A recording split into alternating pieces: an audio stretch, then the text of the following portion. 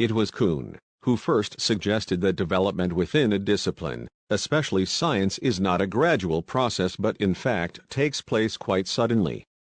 Hence, Kuhn's books entitled The Structure of Scientific Revolution. Kuhn calls these sudden changes as paradigm shifts. According to Kuhn, science and by extension social science undergoes its process in three phases which are discernible. 1. Pre-scientific phase. 2. Normal science. 3.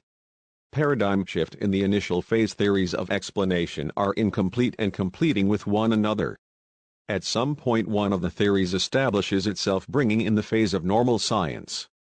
In this phase a single theory or a set of theories emerge dominant, which Kuhn calls a paradigm. When there is a paradigm shift, the situation is one where the previous theories have proved to be redundant. For Kuhn this is a natural process and it repeats itself over time as the new and established theories themselves become incomplete as knowledge expands. At this point the solution lies in modifying the theories or to abandon them for another set of dominant or competing theoretical explanations which offer more complete and better explanation for both science, social science and worldview as whole. We can give an example of paradigm shift by referring to Copernicus, who pointed out that it was the Earth that revolved around the Earth rather than the Sun revolving around the Earth, as was Ptolemy's position. Copernicus gained adherence to his views with scientific data to prove them.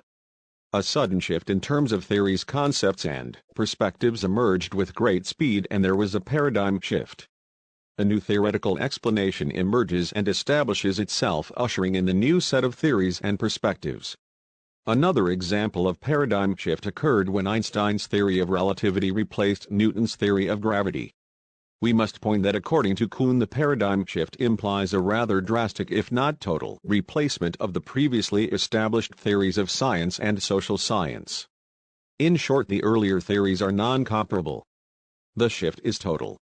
The way language is used, the development of new concepts, words and meanings is part of a paradigm shift, so are norms, values and mores. To put it differently, a paradigm shift implies a new view of the world, its perception, perspective, and overall attitudes of the world community charges with great speed. In the era of globalization which witnessed the postmodern paradigm shift in which the local context is considered to be the focus of study and the consideration of general or mega theories is not considered either wise or practical. Thus the concept of paradigm has two aspects to it. The first is that which engulfs the whole and subsumes its various parts on subsets. It comprises all the procedure of science or social science. This is a global paradigm.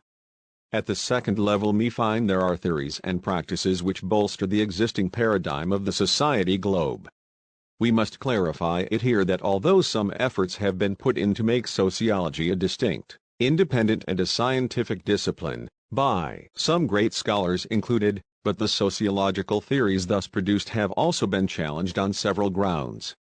This once again highlights the scientific nature of sociology, where every theory can be put to test and liable to be rejected if found wrong.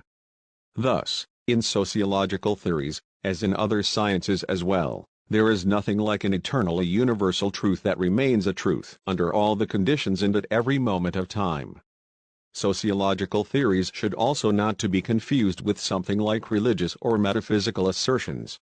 Nor sociological theories are comparable to philosophical guidelines to be followed.